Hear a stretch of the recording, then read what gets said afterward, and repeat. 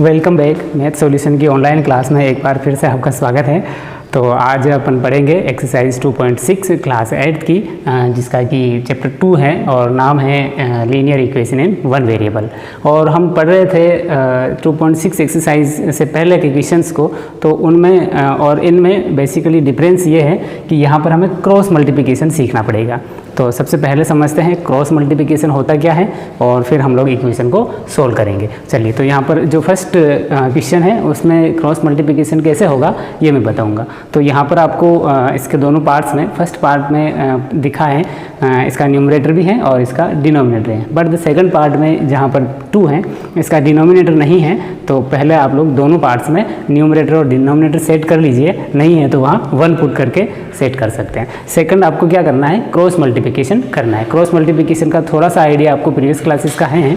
तो यहाँ पर देखेंगे कि आपको इस वाले पूरे के पूरे न्यूमरेटर का इस डिनोमिनेटर से मल्टीप्लाई करना है एंड देन इक्वल टू का साइन यूज करते हुए इस टर्म का इससे मल्टीप्लाई करना है, यानी कि इसका डिनोमिनेटर और इस साइड का न्यूमरेटर आपको लेना है। तो क्रॉस मल्टीप्लिकेशन करते हैं बाय क्रॉस मल्टीप्लिकेशन। क्या हो जाएगा,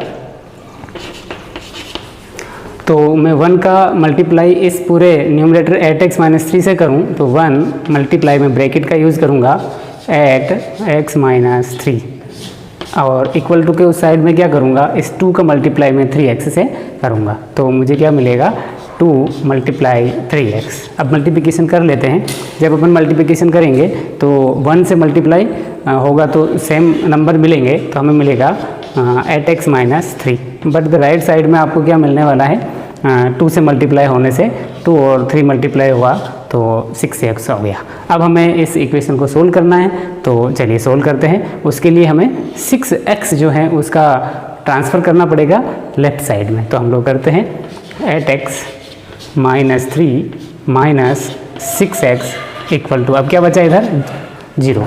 देन हम लोग इन दोनों को सोल्व कर लेते हैं। 8x - 2x सोल्व किया तो कितना होगा, माइनस करना पड़ेगा और वो होगा 2x - 3 is equal to 0। Then हमें फिर से -3 का भी ट्रांसफ़र करना पड़ेगा, तो हम लोग इसका भी ट्रांसफ़र कर लेते हैं। तो हमारे पास रहा 2x is equal to 3, minus था तो उधर गया प्लस हो जाता है। और इस तरह से अब x की वैल्यू फाइंड करने के लिए 2 का भी एक बार फिर से हम ट्रांसफ़र करेंगे, तो हमारे लिए होगा x equal to 3/2। This is your answer.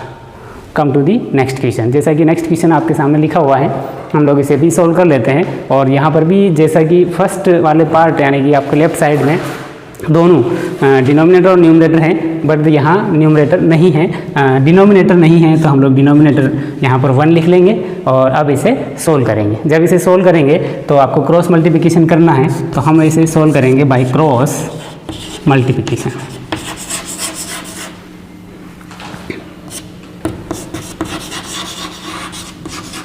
By cross multiplication तो मैं 15 का इस पूरे टर्म से मल्टीप्लाई करूँगा, तो मैं 15 मल्टीप्लाई लिखूँगा 7 - 6x इज इक्वल टू, मैं 1 का मल्टीप्लाई 9x से करूँगा तो मुझे क्या मिलेगा, ओनली 9x।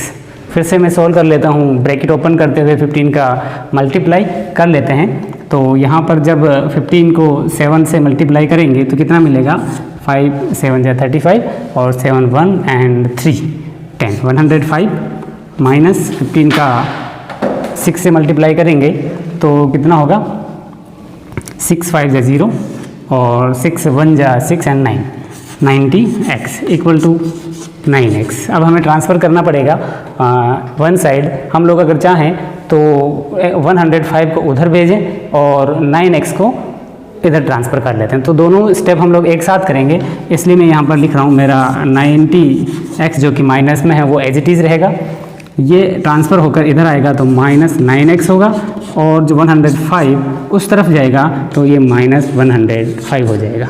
हम इसे सोल्व कर लेते हैं, -90x - 9x और इसे सोल्व करेंगे तो क्या हो जाएगा, -99x इज इक्वल टू -105। फिर इसे और सोल्व कर लेते हैं। सोल्व करने के लिए क्या करेंगे, -99 का उधर ट्रांसफ़र करना पड़ेगा, क्योंकि ये x के साथ मल्टीप्लाई फॉर्म में है तो ट्रांसफ़र करने के बाद ये हो जाएगा डिवाइडिंग फॉर्म में। तो हम लोग लिखेंगे यहाँ पर x इक्वल टू -105 अपॉन -99। तो यहाँ पर इसे थोड़ा सिंप्लीफाई कर लेते हैं, जैसे कि मैं माइनस से माइनस को रिमूव कर लेता हूँ। 105 अपॉन 99 जो कि 3 की टेबल से कट हो जाते हैं, तो यहाँ पर हम लोग 3 की टेबल से कट कर लेंगे। 99 बेसिकली कितनी टाइम कट हो जाता है, 33 टाइम 3 से, और 105 भी 3 से कट हो जाता है और कितने टाइम होगा, 3 टाइम्स और 1 रिमेनिंग एंड 5 टाइम। तो हमें जो आंसर मिल रहा है 35 upon 33। This is your answer. Come to the next question. तो आप लोग देखिए क्वेश्चन नंबर 3, जिसमें दोनों तरफ डिनोमिनेटर और न्यूमरेटर दिए गए हैं, तो सीधा सा हमें क्रॉस मल्टीप्लिकेशन करना होगा। तो मैं यहाँ पर क्रॉस मल्टीप्लिकेशन करता हूँ 9 और z से। तो मैं क्या लिखूँगा यहाँ पर, 9z इज इक्वल टू, मुझे 4 का मल्टीप्लिकेशन करना होगा इस पूरे टर्म से। तो मैं z प्लस 15 यहाँ पर लिख लेता हूँ और अब मल्टीप्लिकेशन करेंगे।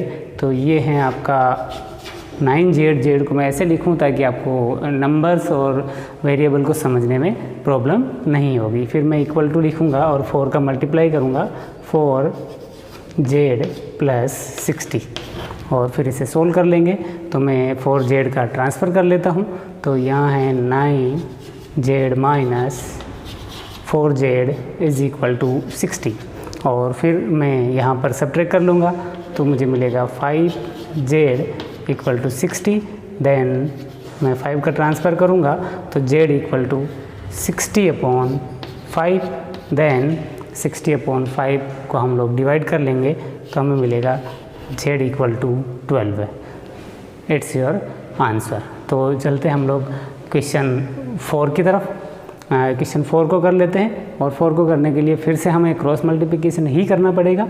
तो चलिए करिए। मुझे 5 और 3y प्लस 4 का मल्टीप्लिकेशन करना पड़ेगा, तो मैं 5 लिख देता हूँ, और 3y plus 4 is equal to, अब मैं -2 का भी मल्टीप्लिकेशन करूँगा, और किससे करना होगा मुझे, 2 माइनस 6y से।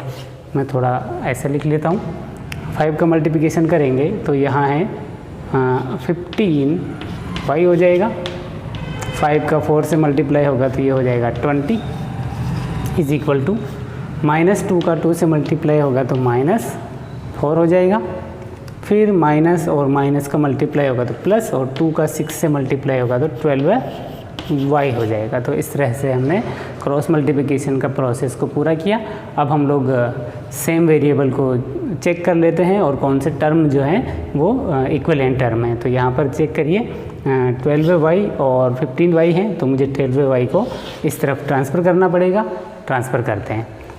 15y minus 12y is equal to, अब मैं क्या करूँ, इसी के साथ ही इस 20 का भी इधर ट्रांसफ़र कर लेता हूँ। तो मुझे मिला यहाँ पर -4 माइनस 20। सोल्व कर लेते हैं। 15 माइनस 12 है जो करते हैं तो वो मिलता है हमें 3y इज़ इक्वल टू, और ये कितना मिलेगा, -24। अब 3 का भी मुझे दूसरी तरफ ट्रांसफ़र करना पड़ेगा।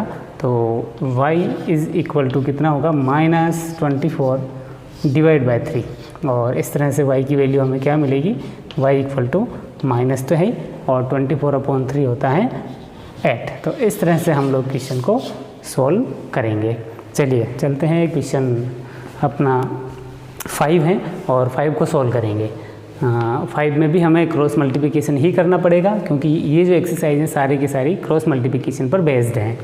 तो हम लोग 3 का मल्टीप्लिकेशन करेंगे 7y प्लस 4 से। तो मैं यहाँ पर देखूँ 3 मल्टीप्लाई 7y प्लस 4, अगेन मैं इक्वल टू साइन यूज़ करूँ और -4 का मल्टीप्लाई मैं कर लूँगा y प्लस 2 से। थोड़ा मैं इधर लिखूँ, अब हो जाएगा आपका 3 का 7y से मल्टीप्लाई हो जाएगा, तो ये क्या होगा 21y प्लस 3 का 4 से मल्टीप्लाई होगा तो 12 होगा। इसी तरह से इक्वल टू के राइट साइड में भी हम लोग मल्टीप्लाई कर लेते हैं -4 का y से, तो -4 वाई, और -4 का 2 से किया तो इस तरह से हो जाता है -8। और फिर हम लोग क्या करेंगे, इस इक्वेशन को सोल्व करने के लिए ट्रांसफ़र करते हैं, और ट्रांसफ़र करेंगे हम लोग -4y का right side to left side, तो हो जाएगा 21y माइनस है तो +4y इज इक्वल टू, ठीक ऐसे ही हम लोग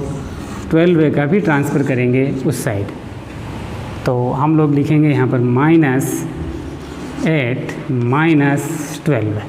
सोल्व कर लेते हैं आगे, तो ये कितना हो जाएगा 24y इज इक्वल टू, और ये कितना हो जाएगा -20।